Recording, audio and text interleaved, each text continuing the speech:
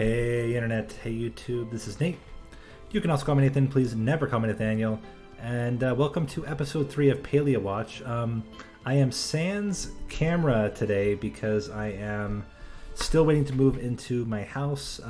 So I'm staying at my cousin's house, and tough to get a good setup that I felt comfortable with, so we're just going to, go sans camera. So anyway, what I wanted to do today is follow up on what we did in the last episode, which is continue going through the dev questions. So all these, again, were submitted onto Discord. So we're going to switch over to the Discord view now. And we left off finally with some of the games that the team likes. And now let's move into the next questions. If you like this content and you've been enjoying these PaliaWatch episodes, would love to see a like or even a subscribe if you want to continue following for future updates. And with that, let's jump into it. Question number 1, will we be able to do any meaningful progression by ourselves, or will quests / progression usually require us to team up with other players? And the response by Aiden is, our goal with Palia is for it to be fun solo and even better together. As such, we think it's critically important to always have meaningful things you can do in the game when playing solo, whether it's because you're waiting for friends to come online or it's your preferred way to enjoy the game. That being said, there will also be activities that either require or are significantly more manageable when done with others.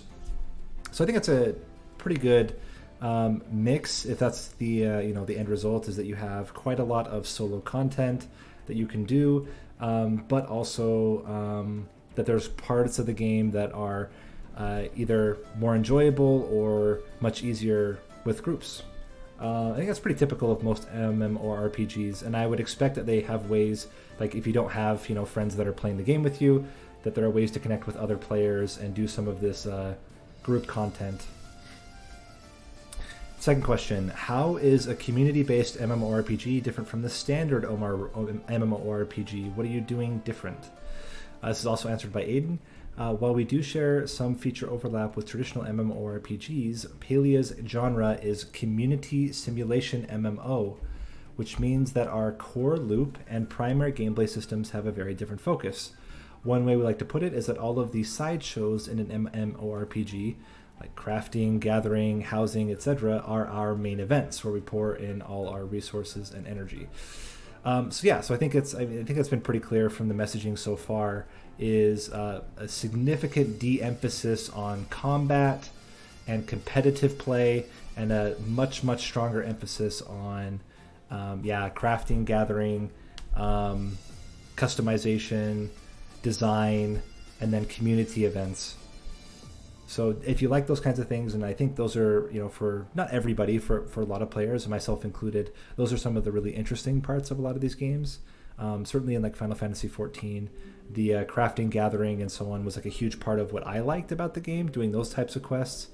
And certainly I think Final Fantasy XIV is a good example of how you can do that and still make the gameplay more engaging than just click here, click there.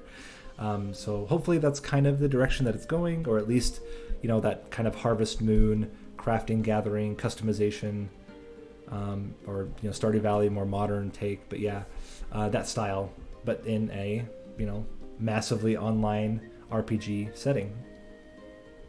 Will the camera be isometric or third person? Palia uses a third person camera perspective similar to traditional MMORPGs or action adventure titles.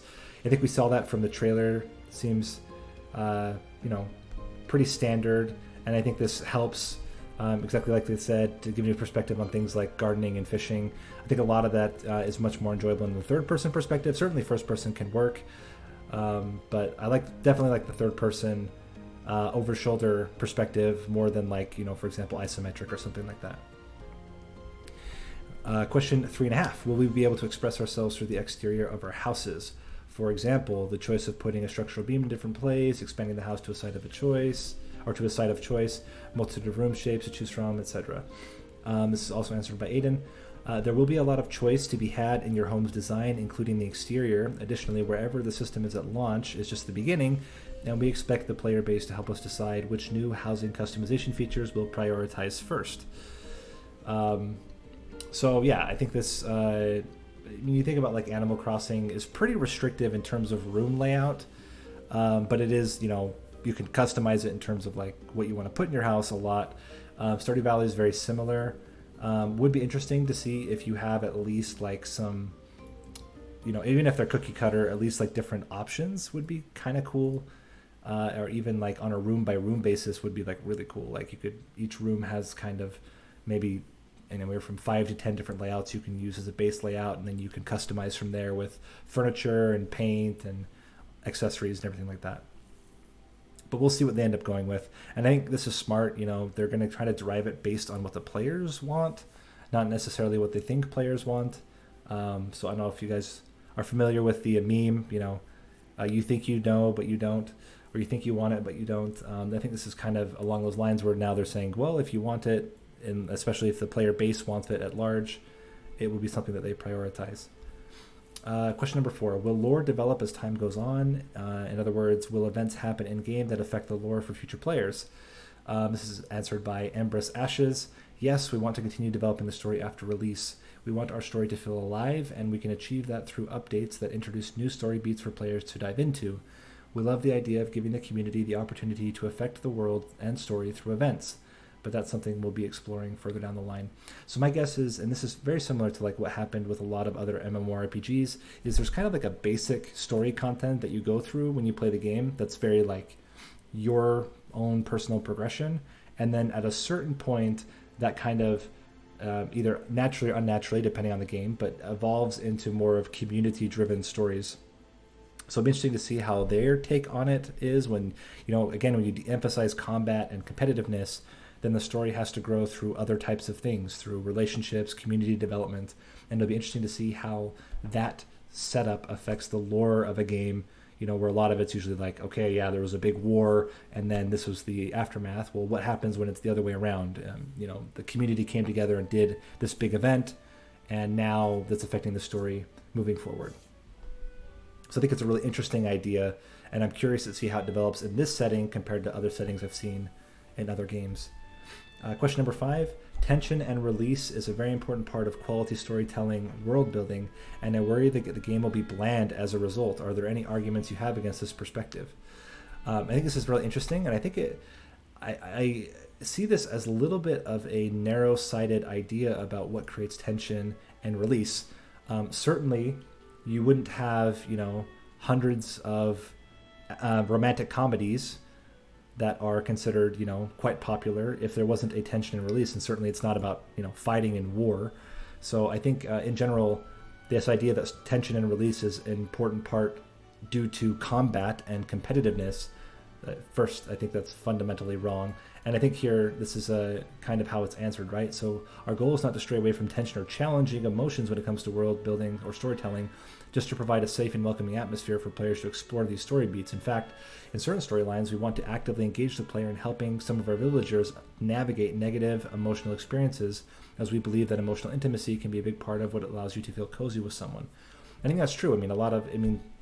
I would say that most people's lives are filled with tension and release, and not everybody's on the front lines of a war or, hunting and gathering, right? Like I think tension and release is a natural part of everyone's story, and if they do it right, certainly can be in a non-competitive setting, still very engaging. Stardew Valley, for example, I would say there's not too much tension and release, but there is some, and I think it's built around character rather than on combat. Will the development team be doing any live streams to answer questions or discuss features in the community like other developers have done in the past? This is answered by Nelamore. I don't know how to say this. I apologize. But yeah, yes, I'm a big fan of what other studios have done with streams. Shout out to Bungie, and we want to have more of them in the future. There's a lot of value they bring, not just for the community, but for the team as well. We see streaming as an opportunity to foster and maintain a close connection with the community, and that's one of our highest priorities as a team. That being said, there are a few tech issues I need to work with before we do another stream, contrary to popular belief. I do have a voice, and it would be nice. Yeah, I watched part of this, and she was struggling and had to write the entire time on the whiteboard because she couldn't get her voice working. I don't think they've done any other, I could be wrong, but I think they've only done the one stream that I'm aware of so far. But my expectation is as they get further along, more and more streams will come out, especially if they can work out all these tech issues. Question number 7. I know that you're focusing on English, but in the future will we have localized languages versions for other languages like Portuguese? Yes, our goal is to have the game available in many languages. I do want to point out that the localization is going to be a gradual process as we continue to expand Palia to new territories. The reason localization hasn't started yet is that it's actually one of the last steps in game development, and we're still some time away from reaching that stage. That's pretty normal. I mean, a lot of times you'll see stuff like the game will release in English, Spanish, maybe French, and then over time you see a lot more languages come in. And oftentimes, exactly as I said, they're partnering with vendors. That's very typical. There are kind of companies that specialize in translating film and game into localized languages, and that's likely who they'll partner with, rather than building up their own internal translation team. Question number 8. Will pre-alpha testers get a reward for having played it?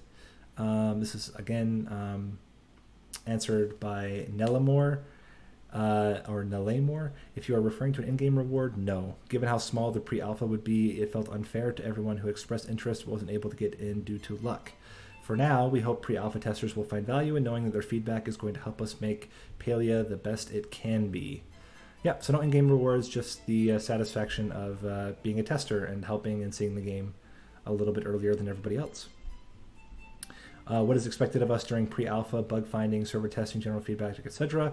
And I think it's all of those. We read that last time, that one of the ways that players can help is by just playing the game, and by something makes sense on paper, but when you play it, you might have a completely different experience. Not just talking about bugs and things like that, but even like flow. And they talked about earlier tension and release. Do those story beats hit the way that the developers intended, or does it feel differently due to animation, pacing, sound design, and those kinds of things? They also talk about things like, is it well paced? Do resource requirements feel fair? So they want players to really talk about like the main core experience. It's worth calling out that we don't need testers to actively try to break the game. That will happen on its own, but telling us where and how it breaks, super helpful to track down those issues. Okay. Next question. Do you guys, as developers, plan to play the game when it's released? And I think, as far as I've seen with most games, like almost all the time you see developers playing it. Maybe not to the extent of some of like the most hardcore fans ever, but I would say most developers play their own games, at least to a certain extent. Certainly they have to play test, right? And they're one of their own biggest critics when it comes to like whether the game is going well or not from a fun perspective. So I would absolutely expect that they're heavily involved in both the development, of course, but then also in playing the game and being an active part of the community where it makes sense. And also all their answers were that way, right? Like, so all of them, absolutely, this is a game I wanted to play for a long time, yes and yes. So absolutely, they're all planning to play. I think that's pretty typical. Next question. What is an unforeseen challenge you as a team have faced, and how did you all overcome it? What have you learned from the experience? I had to rewrite this one a lot because it turned into an accidental blog. Palia has been in development for 3 years. That's interesting. 3 years in development. And there's been no shortage of challenges along the way, but I don't think anything quite prepared us for making a game through a pandemic. When work from home began, the studio had a little over 20 employees, and since we've been remote, we doubled in size. Being one of the folks that started remotely, I remember feeling like building bonds with my coworkers was going to be an issue. Turns out I was worrying for nothing. Our HR department has actually done a good job adapting and onboarding for an online experience and ensuring that we meet as many folks as possible as many folks across the studio as possible. It also helps that everyone is willing to jump my brain, sorry guys, is willing to jump into a call and say hello. So yeah, I think just to kind of summarize, right? So you have work from home, huge pandemic, and then at the same time, developing a game is never easy. I think anyone that's in game development will tell you that it's not easy. I'm an outsider, and I can already see how difficult it can be to develop a game. But I think, as they talk about here, one of the best ways to do that is by connecting with people and making sure that you're engaging with your coworkers, engaging with the community to make sure that the game is developing the best way possible.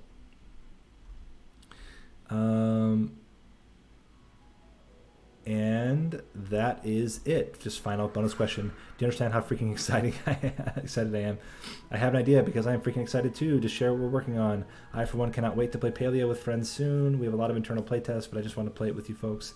And I'm so excited I can't even. And I am also freaking excited. It's why I created this series. I'm very, very excited about it. Very, very thrilled to see the work the developers are putting into the game already. 3 years in development, and hopefully, I expect probably at least another year before it's like fully released, but we'll see. I think it's got a lot of people who are kind of in the same position as like me and my wife and a lot of our friends, where it has the potential to hit that niche of like that connected community feel of a really, really good MMORPG, but with the kind of intimate feel and that, like, I don't know, day-to-day simulation faction or simulation feel of like a Stardew Valley or an Animal Crossing. But with that, again, this has been Nate. You can call me Nathan, please never call me Nathaniel. Hope you guys enjoyed this episode of PaliaWatch. We'll be back again probably, I don't know, midway through the week, maybe towards the end of the week, and continue on to the next developer Q&A. And with that, I will see you guys in the next episode. Thanks for watching.